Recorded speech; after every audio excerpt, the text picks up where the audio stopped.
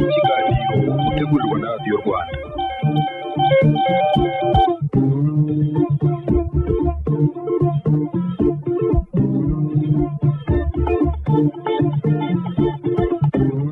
Muri isanga mwese mu kiganiro cya none makuru cy'umunyamakuru mwabyumvise ikirango cyabibabwiye ni nacyo cyanyuma kandi muri uku kwezi kukwakira nkuko bisanzwe nitwa Nyirarukundo Xavera. Uri kumwe nanjye Jean Daniel Sindayigaye. Turanzika dute Jean Daniel. Iki kiganiro cya none tucyanzikiye mu kinyamakuru The New Times mu nkuru igira iti Minisitiri Nshuti Manase yavuze ko u Rwanda rukurikiranira hafi ibibera muri Repubulika Iharanira Demokarasi ya Kongo. Iki kinyamakuru cyandika ko uyu munyamabanga wa leta muri Minisiteri y'Ububanyi n'Amahanga yabibwiye kwa gatatu w'iki cyumweru abahagarariye ibihugu byabo hano mu Rwanda avuga ko u Rwanda rukomeje gukurikiranira hafi ibibera ku mipaka iruhuza na Kongo Kinshasa ku buryo ngo mu gihe kiriya gihugu cyahirahira guhungabanya ubusugire bw'u Rwanda narwo rutajijinganya kugira icyo rukora mu kwirengera. Minisitiri Nshuti Manase yanababwiye ko u Rwanda rutahwemye kugaragaza ko ingabo za Kongo FARDC zifatanya n'umutwe w'iterabwoba wa FDLR ugizwe na bamwe basize bakoze jenoside yakorewe abatutsi mu Rwanda, ndetse ngo muri uyu mwaka gusa izi ngabo za Kongo zifatanije n'uyu mutwe barashe ibibombe mu Rwanda inshuro 3 zose. Byarashwe ku matariki 23 Gicurasi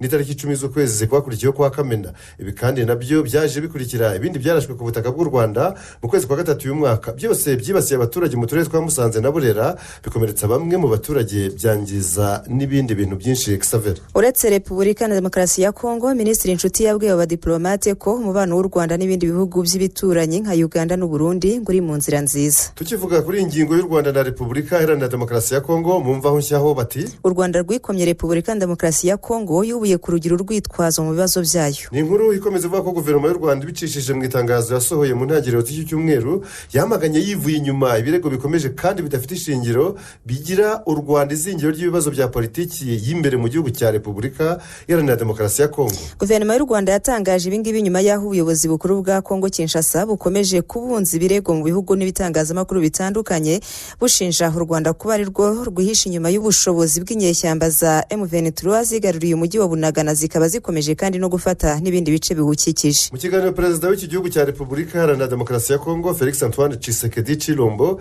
yagiranye n'igitangazamakuru BBC mu cyumweru gishize, yavuze ko umubano we na perezida wa Repubulika y'u Rwanda Paul Kagame utameze neza, ashinja u Rwanda kuba rukomeje kugaba ibitero mu gihugu ayoboye. Tshisekedi yagiye kuri BBC akubutse mu Bwongereza naho bivugwa ko ngo yaganyiye umwami Charles wa gatatu hagaragaza u Rwanda nk'isoko y'ibibazo igihugu cye gifite. Guverinoma y'u Rwanda ikavuga ko nubwo perezida Tshisekedi yagenda avuga ko bashyize imbere gushaka ibisubizo mu buryo bwa diplomasi ku bibazo by'umutekano muke wabaye akarande mu ntara Kivu ya ruguru, ibyo akomeje kuvuga ndetse n'ibikorwa bya FARDC arizo ngabo z'igihugu cye ku kibuga bimunyomoza. Itangazo rya guverinoma y'u Rwanda rikagira riti imvugo n'ibikorwa bye biragaragaza ko guverinoma ya Kongo Kinshasa yahisemo inzira y'intambara. Ikirenzeho ingabo za FARDC zikomeje kwifatanya n'inyeshyamba ziri mu mutwe w'iterabwoba FDLR. Ubwiyongere bw'ibitero bya FARDC ku nyeshyamba z'abanyekongo za M23 bugaragaza ukwirengagiza uburyo bwo gukemura amakimbirane bwemejwe n'akarere buri mu rugendo rw'amahoro rwa Nairobi ndetse n'urwa Rwanda. U Rwanda kandi ruvuga ko amagambo y'urwango n'ubwicanyi bushingiye ku ivangura rikorerwa bitwa abanyarwanda bikomeje gukaza umurego, kimwe nuko FARDC ikomeje gukoresha ibitwaro biremereye cyane cyane yibanda ku duce twegereye umupaka w'u Rwanda. Iryo tangazo rya guverinoma y'u Rwanda rikavuga ko ibirego bidafitiwe gihamya bidahwema gusukwa ku Rwanda nabyo bikomeje kwisukiranya, gusa u Rwanda rukaba rwarongeye kugaragaza ko rwiteguye gukorana neza na Kongo Kinshasa ndetse n'ibihugu byo mu karere mu gushaka umuturambye w'ubwumvikane buke n'umutekano muke mu burasirazuba bwa Kongo Kinshasa, ariko hashingiwe ku ngamba zashyizweho n'akarere. Hagati aho n'umuvugizi wungirije wa guverinoma y'u Rwanda Alain Mukurarinda ejo bundi kuwa kane yabwiye urwego rw'igihugu rw'itangazamakuru RBA ko kuba ibibazo by'umutekano muke bikomeza gukururana mu burasirazuba bwa Kongo ari ukubera ubushake buke bwa guverinoma yaho mu gushyira mu bikorwa intambwe zagaragajwe zageza ku bisubizo. Xavier. Harimo nka gahunda ya Nairobi, ya Rwanda ndetse abakuru b'ibihugu bahuye na Perezida Macron New York muri Leta Zunze Ubumwe za Amerika. Alemuku ati icy'ingenzi gikwiye gushyirwamo imbaraga ni ukurwanya imitwe yitwaje intwaro yose nta kurobanura. Yakomeje kandi agira ati murabizi neza ko havugwa imitwe irenze 120, ariko kugeza uyu munsi hakomeza kuvugwa umutwe umwe, kandi uwo mutwe umwe ukavugwa hari undi ingabo za Kongo zikorana nawo. U Rwanda ruhora ruvuga ruti FDLR iteje ikibazo hariya hantu bakarengaho aho kugira ngo nabo bawurwanye ahubwo bagafatanya nabo mu bikorwa byabo bya gisirikare. yavuze ko ibyo atari ibintu byo gukomeza kwihanganirwa kandi ko ari ibintu u Rwanda rugenzura kugira ngo ejo hatagira ibirenga inkiko z'u Rwanda bikaza mu Rwanda. Ibyo ngo ni inshingano z'u Rwanda zo kubikurikirana. Xavier duhindura ingingo. Perezida Kagame ati ntibisanzwe ko abayobozi bahora mu mafuti gusa.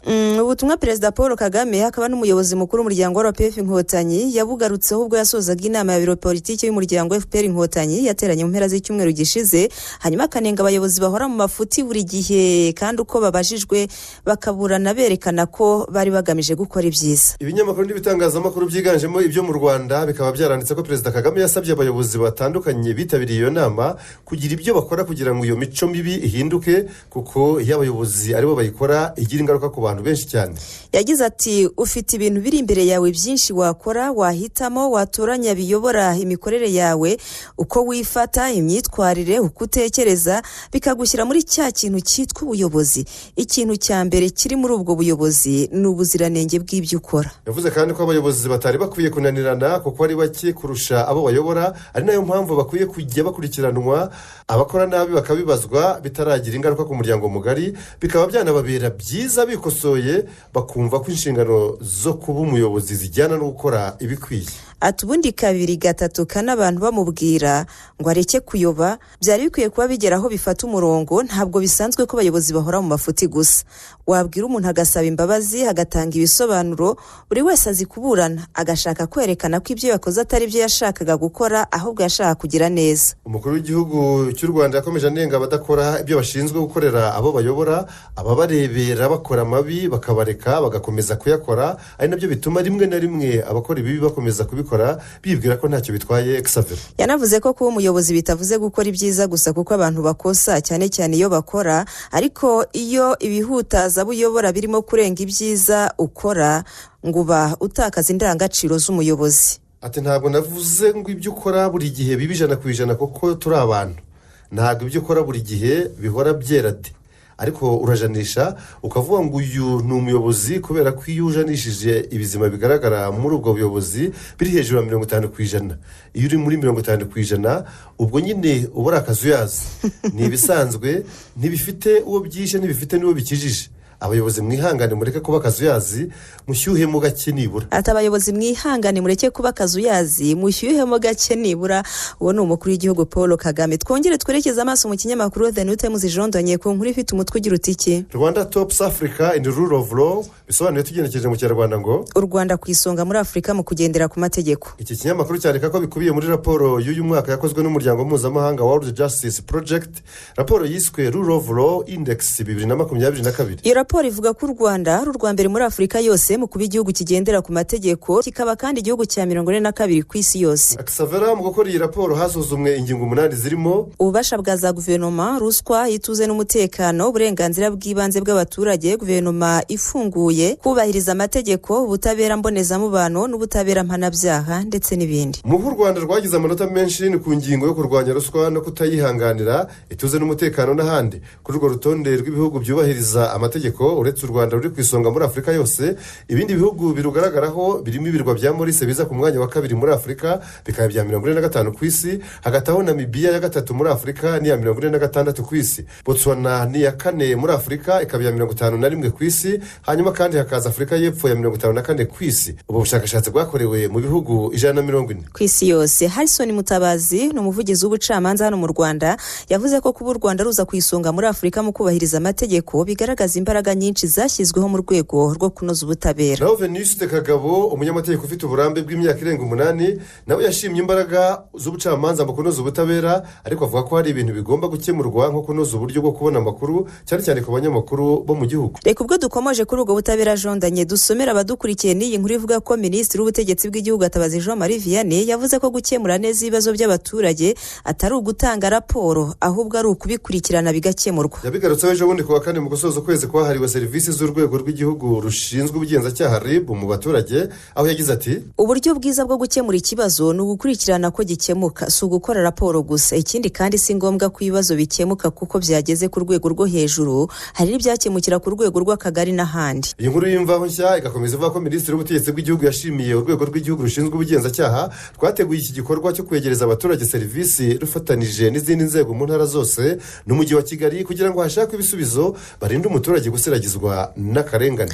Yongeyeho ati ibikorwa nk'ibi bikwiye gusigira buri wese kwiyemeza guha serivisi nziza abaturage dushinzwe gukorera. Ntidukwiye kujya dusiragiza abaturage, ahubwo dukwiye kujya tubafasha ibibazo byabo bigakemuka, n'ikitari mu nshingano zacu twamufasha kugera kugifite mu nshingano. Minisitiri Gatabazi yasabye abayobozi b'inzego z'ibanze gushyiraho gahunda yo kwigisha no guhugura abaturage ku mategeko kugira ngo bagire ubumenyi buhagije ku burenganzira bwabo.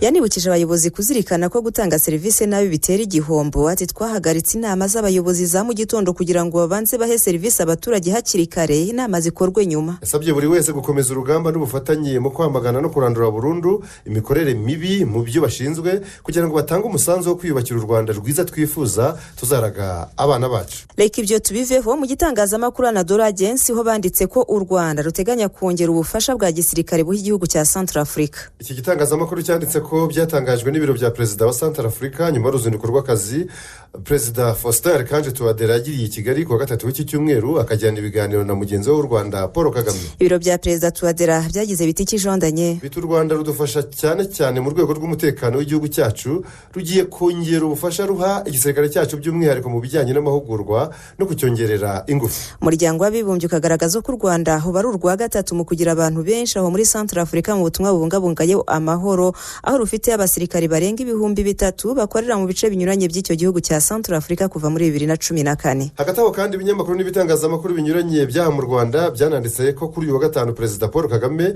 yagiriye uruzinduko rw'akazi mu gihugu cya Mozambique. Ngo yakiriwe na perezida w'icyo gihugu Philippe Nyusi, bagirana ibiganiro mu muhezo byakurikiwe n'inama yagutse yahuje intumwa zamuherekeje na bagenzi babo babakiriye aho muri Mozambique. Iyi nkuru igakomeza ivuga ko u Rwanda rwagiye gutanga ubufasha mu ntara Cabo Delgado guhera mu kwezi kwa karindwi umwaka ushize, mu gihe ibyihebe byari byarigaruriye igice kinini cy'iyo ntara ikubye u Rwanda inshuro 3 kandi ikungahaye ku mutungo kamere utandukanye. Xavier ni intara iherereye mu majyaruguru ya Mozambique. Uru ruzinduko rwa Perezida Paul Kagame aho muri Mozambique ruje rukurikirana none amasezerano ibihugu byombi byasinyanye mu cyumweru gishize, amasezerano ajyanye no gukuriraho visa abaturage bafite pasiporo zemewe mu bihugu byombi hagamijwe kurushaho koroshya urujya n'uruza rw'abantu. Perezida Kagame akaba ageze muri Mozambique mu gihe mu mpera z'uku kwezi ategerejwe no mu gihugu cya Zimbabwe, aho agiye gutaha umushinga wa miliyari 856 z'amafaranga y'u Rwanda, bivugwa ko ari we wawushakiye abashoramari mu rwego rwo gufasha icyo gihugu muri gahunda yo gukwirakwiza amashanyarazi mu byaro.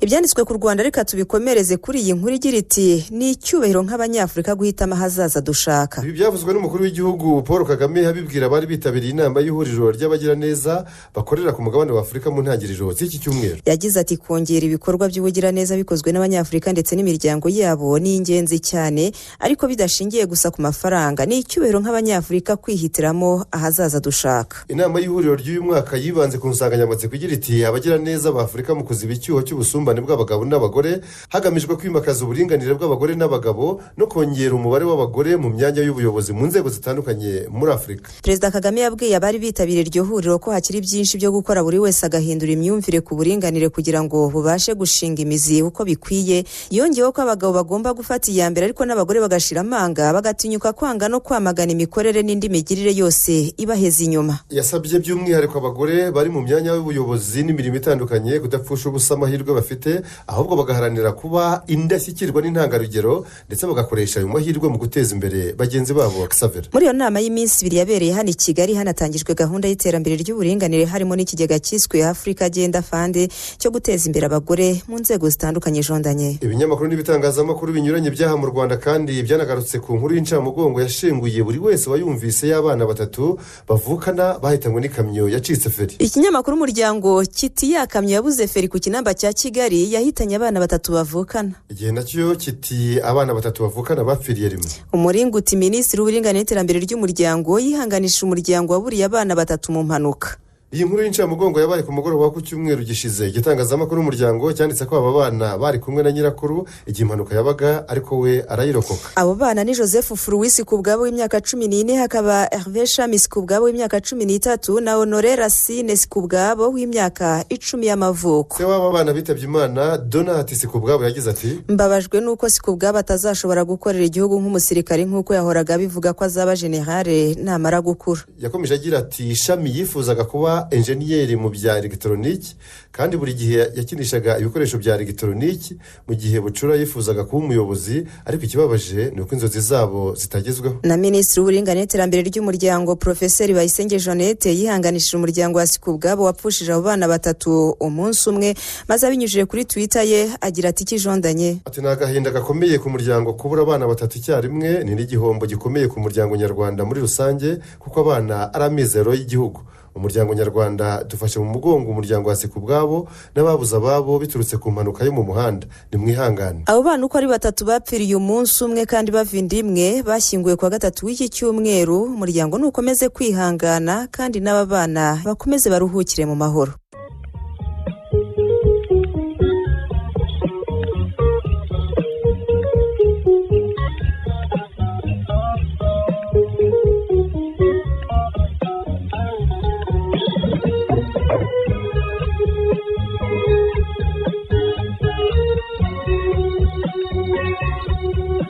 Turacyari mu kiganiro makuru cyo mu binyamakuru. Savera reka twerekeze hanze y'u Rwanda duhereye muri Brazil, igihugu cyo muri Amerika y'Amajyepfo, aho abaturage bacyo ejo ku cyumweru bazabyukira mu cyiciro cya kabiri cy'amatora y'umukuru w'igihugu hagati ya Jair Bolsonaro ushaka manda ya kabiri yongera kuyo yatsindiye muri 2018 na Luis Inácio Lula da Silva ushaka gusubira ku butegetsi yahozeho kuva muri 2003 kugera muri 2010.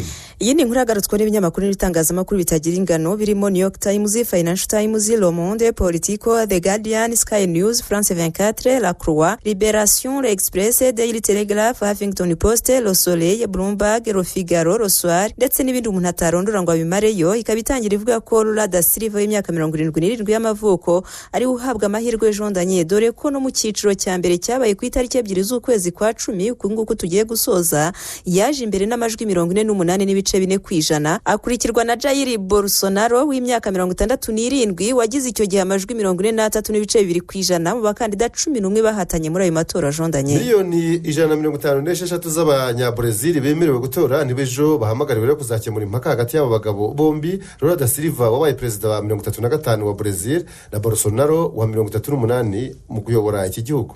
Gusa uruhande rwa Jair Bolsonaro batangiye kwamagana icyo bise ubujura bukabije bw'amajwi muri ayo matora atari yaba, ku buryo ngo natsindwa atazabyemera, ahubwo ngo azagera ikirenge mu cya Donald Trump wa Leta Zunze Ubumwe za Amerika maze ateza akaduruvayo nk'ako yateje tariki 6 z'ukwezi kwa mbere umwaka ushize, ubwo abambari be bigabizaga Capitol ariyo ngoro y'inteko ishinga amategeko kugira ngo baburizemo igikorwa cyo kwemeza intsinzi ya Joe Biden. Trump ntiyemeraga ko yatsinzwe mu matora n'uyu Biden kandi na n'ubu ngo ntabikozwa jondanye. Ikinyamakuru Le Soleil mu kuyicuranga kikayicumurya cyaribajije kiti mu matora y'ejo muri Brazil ninde abanyagihugu bazahundagazaho amajwi hagati ya Lula da Silva na Bolsonaro ugereranwa na Trump wo muri Brazil. Ninde se koko? Igisubizo ni cy'abanyabrazil bibikiye ibanga ku mutima, nubwo burya akoze umutima kajya gasesekara ku munwa Xavier. Reka ibyo tubireke. Mu bwami bwa Lesotho bukikijwe impande zose na Afrika y'Epfo kuva ejo kuwa 5 bafite minisitiri w'intebe mushya w'ubugira 7 wavuye mu matora y'abadepite yabaye mu ntangiriro z'ukwezi kwa 10 nk'uko tubisoma muri News 24, Daily Maverick, The Guardian, SABC News no muri Daily Saba. Akaba asimbuye Moketsi Majoro wari muri uwo mwanya kuva muri Gicurasi 2020 nawe wakoreye mu ngata Tom Tabane wari urimo guhera muri 2014. Umunyemari Sam Matekane w'imyaka 64 y'amavuko niwe warahiriye inshingano nshya muri politiki nyuma y'aho ishyaka rye The Revolution for Prosperity yashinze mu kwezi kwa 3 uyu mwaka ritsinze amatora y'abadepite nubwo ritabashije kugira ubwiganze mu nteko ishinga amategeko igizwe n'abadepite 120. Mu myaka 10 ishize nta shyaka na rimwe aho muri Lesotho ryabashije kugira amajwi ahagije ngo birifashe gushyiraho guverinoma ukora ibyumva ritabanje kwisungana n'andi mashyaka. Ibi byatumye nta minisitiri w'intebe umara manda imwe y'imyaka 5, bikanashimangirwa nuko kuva muri 2012 jondanye ubwami bwaranzwe no kudatuza muri politiki politiki harimo kudeta yo muri 2014 n'amatora 3 yo ku rwego rw'igihugu mu myaka 5. Agashya ka minisitiri w'intebe mushya Sam Matekane nuko yijeje abaturage ko atazigera akoze intoki ze ku mushahara w'ukwezi ngo ubutunzi bwe buramuhagije, dore ko ari we muherwe usumba abandi muri icyo gihugu cya Lesotho, aho abarirwa miliyari 10 z'amadolari y'Amerika, mbese miliyari zisaga gato ibihumbi 10 ubaza mu mafaranga y'u Rwanda. Nubwo atunze ibya mirenge ku ntenya, ariko ngo ni mushya muri politiki, uyu bita umunovisi. Nta mushya w'ifaranga muri politiki, ariko burya jondanye, kandi baranavuga ngo aho ifaranga rikubise burya haroroha. Abasesenguzi mu bya politiki bakavuga ko kuba ishyaka rye ryari rimaze amezi 6 rishinzwe rikaza kwegukana intsinzi ari ikimenyetso cy'uko abanyalesotho bari banyotewe kubona impinduka nshya mu miyoborere. Bwana Matekane yarahiriye mu murwa mukuru Maseru imbere y'imbaga nyinshi y'ababasoto, aribo baturage ba Lesotho nyine, hari n'abaperezida bo mu bihugu byo muri Afurika y'Amajyepfo ndetse n'uru Rwanda rwacu rwe ruhagarariwe, aho minisitiri w'intebe Dr Edouard Ngirente yari yahagarariyeyo perezida wa Repubulika Paul Kagame. Ubwami bwa Lesotho buyoborwa n'umwami Letsi wa gatatu, bufite kandi ubuso bwa kilometero kare 30,000 n'abaturage 2,200,000. Akasavera duhindura ingingo, ibinyamakuru n'ibitangazamakuru byo hirya no hino ku isi nka Washington Post, CGTN Africa, Africa News, The North Africa Post, The Citizen n'ibindi bitandukanye byanditse ko Burundi bwatangaje ko umupaka wabwo n'u Rwanda wongeye gufungurwa nyuma y'imyaka 7 yari ishize ufunzwe. Mu ntangiriro z'iki cyumweru nibwo minisitiri w'ububanyi n'amahanga Albert Shingiro yemeje ko umupaka wongeye gufungurwa, ubwo yari mu kiganiro n'abanyamakuru. Ibyaje bishimangira ibyo yari yanditse kuri Twitter kwa gatandatu ushize ko imipaka yose y'u Burundi n'ibihugu bituranye ifunguye, ariko guverinoma y'u Burundi igasaba ibyo bihugu byaba bigicumbikiye abashatse guhirika ubutegetsi bwo ari perezida Pierre Nkurunziza muri 2015 kuba bwoherereza bagakubitwa intahe mu gahanga, mbese bakagezwa imbere y'ubutabera. Uretse ibyo bibazo bya politiki byatumye iyo mipaka y'u Burundi ifungwa, indi mpamvu yabaye icyorezo cya COVID-19 mu rwego rwo kugikumira ngo kitagera aho mu Burundi. Ku ruhande rw'u Rwanda, umupaka warwo n'u Burundi wari umaze amezi menshi ufunguwe, ni mu gihe kandi kongera gufungura uyu mupaka hagati y'ibihugu byombi bibaye nyuma y'aho perezida wa Kenya William Ruto asabye ibihugu byo mu muryango wa Afurika y'Iburasirazuba ko ari 7 gukuraho inzitizi z'imipaka zibangamiye ubucuruzi muri uyu muryango. Ubwo dukomoje kuri Kenya, reka tunabasomere n'iyi nkuru yo muri This African, Daily News, The Standard, Daily Nation na Nairobi News, ivuga ko abandi bapolisi 5 bahoze mu mutwe kabuhariwe uheretse guseswa na perezida Ruto kubera ubwicanyi bw'indengakamere ushinjwa, batawe muri yombi, bakaba biyongera ku bandi 4 bakekwaho kugira uruhare mu inyerezwa ry'abahinde 2 n'umushoferi wabo w'umunyakenya. Abamaze gufatwa bagejejwe imbere y'ubutabera. Ksavera bagejejweyo. Ubu abo bapolisi bamaze kuba 9, bakaregwa rero kubashimuta mu kwezi kwa 7 y'umwaka, babafatiye Nairobi umurwa mukuru, aho bari bajyanywe no gufasha William Ruto mu bikorwa byo kwiyamamariza kuyobora Kenya mu matora y'umukuru w'igihugu yabaye mu kwezi kwa 8 y'umwaka. Imirambo yabo bahinde yatahuwe mu cyumweru gishize ibonetse mu ishyamba riri rwagati muri Kenya. Uwo mutwe udasanzwe muri polisi ya Kenya wakunze gushyirwa mu majwi kufitanye isano n'ubwicanyi ndengakamere, gushimuta abantu no kubakorera iyicarubozo. Ntabwo twava muri Kenya jondanye tutabwiye abadukurikiye ko guverinoma nshya yarahiye ejo bundi kuwa 4 nyuma y'amezi 2 William Ruto atsinze amatora yarayahanganyemo bikomeye na Raila Odinga, ariko akaba yarabaye mu mahoro. Ruto rero yarahiye ku itariki 13 z'ukwezi gushize kwa 9 nka perezida wa 5 wa Kenya, asimbuye Uhuru Kenyatta, umwana wa perezida wa mbere wa Kenya yigenga Jomo Kenyatta. Ni guverinoma igizwe n'abantu 22 yahawe inshingano zo guhangana n'ihenda rikabije ry'ubuzima muri icyo gihugu n'ibindi bibazo byo mu bukungu, nko kwishyura umwenda wa miliyari 70 z'amadolari y'Amerika Kenya ibereyemo amahanga, nk'uko Bwana Ruto yabisezeranije abanyakenya mu gihe cyo kwiyamamaza. William Ruto yiyemeje kuyobora guverinoma idaheza, ikorera mu mucyo kandi hizajya ibazwa ibyikorera abaturage. Ati kijondanye, ati muzaba mufite inkunga yanjye kubera ko nta yandi mahitamo, kutabigeraho si yo ntego twihaye, ahubwo tuzirikane ko dufite igihugu tugomba kwitaho. Yakomeje kandi agira ati nta kintu na kimwe dufite cyo guhisha, dushyize imbere gukorera abaturage ba Kenya. Gusa guverinoma nshya ntiyubahirije uburinganire bw'abagabo n'abagore. William Ruto yijeje mu bihe byo kwiyamamaza kuko abagore 7 nibo bari muri iyo guverinoma y'abantu 22. Ubwo abagabo ni 15, niba abagore ari 7. Mu mazina akomeye muri iyo guverinoma ya William Ruto harimo Musalia Mudavadi w'imyaka 62 y'amavuko, washyizwe mu mwanya mushya w'umunyamabanga wa mbere wa guverinoma, akaba ari we ushesha kanguhe kurusha abandi bagize iyo guverinoma. Hari kandi Alfred Mutua wahoze ari guverineri, ubu akaba ari minisitiri w'ububanyi n'amahanga. Abandi ni Kiture Kindiki, umunyamategeko waburaniye Ruto mu rukiko rw'ikirenga ubwo Odinga aregaga avuga ko atemera ibyavuye mu matora yo mu kwa munani y'umwaka. Yagororewe rero kuba minisitiri w'ubutegetsi bw'igihugu. Uyu Kindiki yanaburaniye Ruto mu rukiko mpuzamahanga mpanabyaha ICC rw'irayi mu Buholandi, aho yashinjwaga kugira uruhare mu mvururu zakurikiye amatora yo mu mpera za 2007 zigakomeza mu ntangiriro za 2008, zikaba zaraguyemo abarenga 1000 naho abandi barenga 600 bakurwa mu byabo. Njuguna Ndungu wahoze ari guverineri wa banki nkuru yagizwe minisitiri w'imari. Iyi nkuru ikanzu rivuga ko abaminisitiri bose bemejwe n'inteko ishinga amategeko ku gatatu w'iki cyumweru mu myanya Ruto yari yabageniyemo, uretse uwitwa Penina Malonza wahanzwe n'inteko ku mwanya wa minisitiri w'ubukerarugendo. Reka twirikize muri Ghana, aho wabaye perezida wa kane w'iki gihugu John Dramani Mahama kuva muri 2012 kugeza muri 2017, ubwo yasimburwaga na Nana Addo Dankwa Akufo-Addo. Yasabye ubutegetsi bwamusimbuye guhagurukira ikibazo cya ruswa no kugabanya umubare w'abanyapolitiki bashyirwa mu myanya mu rwego rwo guhangana n'ibibazo by'ubukungu bwifashe nabi muri icyo gihugu cyabo cya Ghana. Ni inkuru ya Africa News na Business Ghana ikomeza ivuga ko John Dramani Mahama yagiriye inama guverinoma yo kongera guhuza ibigo bya leta bifite inshingano n'imirimo bisa kugira ngo hagabanywe amafaranga abigendaho, amafaranga akomeza gusohorwa mu isanduku ya leta. Yasabye kandi ko minisitiri w'imari yirukanwa hakanahindurwa n'itsinda rya guverinoma rishinzwe gucunga ubukungu. Akaba yarunze muri y'abadepite basabye ko minisitiri w'imari yegura kubera imicungire mibi y'ubukungu bwa Ghana. Ibi byose bwana Mahama yabisabiye mu nama yiswe kubaka igihugu twifuza, aho yibukije guverinoma ko igomba kuba leta mbyeyi ikarinda abaturage bayo guhangayikishwa n'ihanikwa ry'ibiciro by'ibikomoka kuri peteroli, kandi igihugu cyabo gikungahaye kuri uwo mutungo kamere. Biteganijwe ko ejo ku cyumweru ariko perezida Nana Akufo-Addo azageza ijambo ku banyagihugu ku birebana n'ikibazo cy'ihenda ry'ubuzima aho muri Ghana n'ingamba yagifatiye.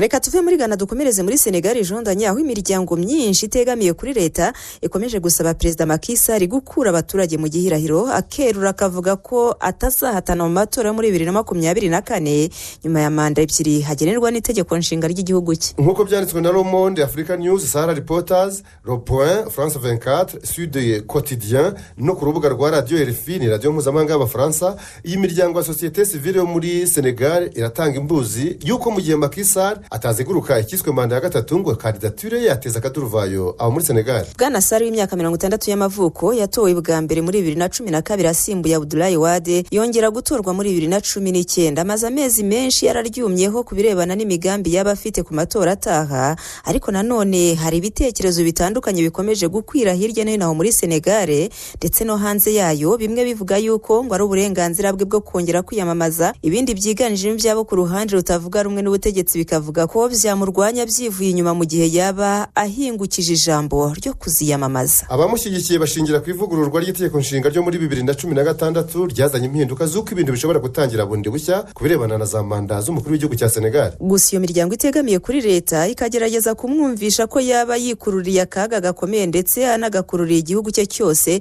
imwibutsa ingero z'ahantu byabaye muri Afurika mu bihe byahise, aho abakuru b'ibihugu bashatse guhatira abaturage gukomeza kubategeka nyuma ya manda ebyiri bitabaguye neza, nko muri Guinea, Burkina Faso, Cote d'Ivoire ndetse ngo naho muri Senegal muri 2012 byarahabaye ubwo Abdoulaye Wade yasimbuye yashakaga manda ya gatatu. Iyo miryango ikagira iti, turashaka kwirinda ibintu by'akaduruvayo kakongera kuba mu gihugu cyacu. Ubu Macky Sall ni nawe uyobora umuryango wa Afurika yunze ubumwe, inshingano yasimbuyeho mu gihe cy'umwaka umwe mugenzi we wa Repubulika na Demokarasi ya Kongo Felix Antoine Tshisekedi Tshilombo.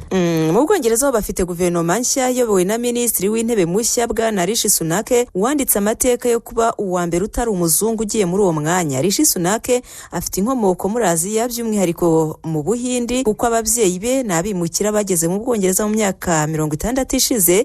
Ise yavukiye muri Kenya, nyina avukira muri Tanzania. Ibinyamakuru n'ibitangazamakuru birimo ibyo mu Bwongereza nka The Guardian, The Sun, Daily Mail, Daily Telegraph, The Times n'ibyahandi nka Le Monde, Jeune Afrique, This African, Daily Nation, Global Times, Wall Street Journal, Fox News, France 24, Gulf News n'ibindi bitandukanye Exavera byanditse kuretse ako gahigo ko kutaba umuzungu uyobora guverinoma y'Ubwongereza mu mateka yabwo, akandi gahigo agahigo yesheje ari ako kuba minisitiri w'intebe ukiri muto mu myaka irenga 200 ishize. Ubu Rishi Sunak afite imyaka 42 y'amavuko. Kuri ibi hakiyongeraho kandi nanone ko ari we ubaye minisitiri w'intebe w'umuherwe kubera ubutunzi akesha kwa sebukwe. Ubu Sunak na madamu we babarirwa akayabo ka miliyari zirenga 800 ubaze mu mafaranga y'u Rwanda. Nakayabo Rishi Sunak yinjiye muri politike muri 2015 murumva ko atari kera, maze mu myaka 5 gusa aba havuye ku mwanya w'umudepite, ababaye minisitiri w'imari muri guverinoma ya Boris Johnson weguye muri uyu mwaka agasimburwa na madamu Liz Truss ahigitse uyu Sunak ku mwanya wo kuyobora ishyaka ry'abakonservateri bombi babarizwamo. Umwanya wamuhesheje kuba minisitiri w'intebe nubwo nawe hatawurambyemo, yawumazemo igihe kingana n'ibyumweru 6 ariyo minsi 44. Ibi byatumye aca agahigo ko kuba minisitiri w'intebe wimazeho igihe gitoya mu mateka y'Ubwongereza. N'agahigo ubundi kari gafitwe n'uwitwa George Canning wawumazeho iminsi 119 ubwo yapfaga mu kwezi kwa 8 1827. Yari afite imyaka 57 y'amavuko. Bwana Rishi Sunak na guverinoma ye bijeje ko bagiye gushyiraho akabo bakazahura ubukungu bw'Ubwongereza, by'umwihariko Sunak akazaca n'akajagari muri politiki yo muri icyo gihugu, dore ko ari kamwe mu byananije abamubanjirije cyane cyane madame Liz Truss. Yanijeje ko ngo ibikorwa bizaruta amagambo. Ubwo kuwa mbere w'iki cyumweru Rishi Sunak yatsindaga bitamugoye kuyobora ishyaka ry'abakonservateri kuko abo bahatanaga nawe by'umwihariko Boris Johnson na Penny Mordaunt bari bavanyemo kandidature zabo. Abaturage bo ku mugabane wa Aziya barabyishimiye cyane, bavuga ko abahesheje ishema n'isheja. Byabaye akarusho ariko muri Kenya aho bamubonyemo undi Barack Obama, uyu wayoboye Leta Zunze Ubumwe za Amerika, afite inkomoko hanze ya Leta Zunze Ubumwe za Amerika, by'umwihariko ku mugabane wa Afurika, muri icyo gihugu nyine cya Kenya. Perezida wa Nigeria Muhammadu Buhari ufite imyaka 79 y'amavuko we byaramurenze, bimera nk'umusaza Simeon Jondanye yateruye Yezu mu ihekaru. Ibi mwabyisomera mu Ivanjiri ya Luka umutwe wa 2. Muhammadu Buhari yavuze ko guhitamo minisitiri w'intebe mushya w'Ubwongereza ukiri muto biteye imbaraga urubyiruko rwo kurushaho kwiyumvamo ko narwo rushoboye. Ati nimutinyuke rubyiruko namwe murashoboye. Gusa Bibiliya yo ikagira iti bazabamenyera ku mbuto zabo. Naho ngaho nta handi. Iyo muri Amerika yo hagati mu gihugu cya Costa Rica ho ntabwo hari minisitiri cyangwa se guverinoma nshya, ahubwo n'umugabo witwa Gabriel Saborio wakatiwe imyaka 2 y'igifungo gisubitse azira kwica injangwe ye ayihanuye muri etaje ya 6 ikagwa hasi ikicwa n'ibikomere. Iyi nkuru kandi itugarisha ku musozo w'iki kiganiro Xavera yanagarutsweho n'ibinyamakuru n'ibitangazamakuru binyuranye birimo Le Matin, L'Essentiel, West France, Yahoo Actualité, The Sunday, France 24, The Times n'ibindi umuratarondora ngo abimareyo, aho byandika ko ibyo byabaye muri 2019. Ariko kuwa mbere w'iki cyumweru nibwo ubutabera bwo mu gihugu cye cya Costa Rica bwamuhamije icyaha cyo gusagarira iri tungo ry'injangwe yitwaga Ochi, maze rumukatira iyo myaka 2 y'igifungo gisubitse. Gusa ngo mu myaka 5 naramuka hari ikindi cyaha akoze azahita afungwa byihuse mu buroko. No kwibwiriza agahita yinjiramo. Uyu mugabo Gabriel Saborio w'imyaka 31 y'amavuko yabaye wa kabiri muri icyo gihugu cya Costa Rica ukatiwe azira guhohotera itungo babanaga mu nzu, kandi iki gifungo cy'imyaka 2 nicyo kiremereye gihabwa hamwe n'icyaha nk'icyo ngicyo muri Costa Rica.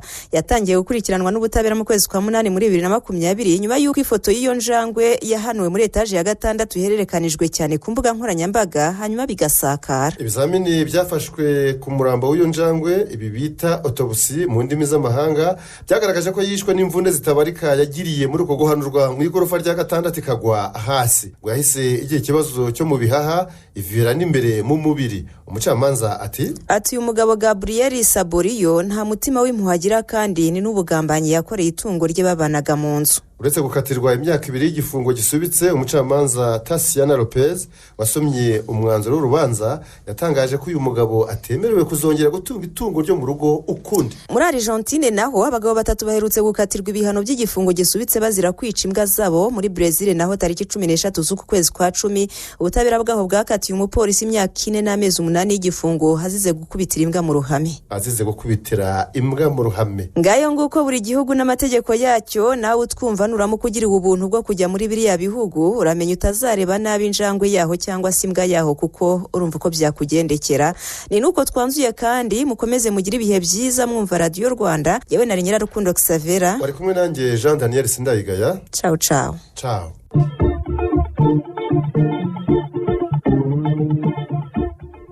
Icyo cyari ikiganiro makuru mu binyamakuru, ikiganiro mugezweho na Radio Rwanda.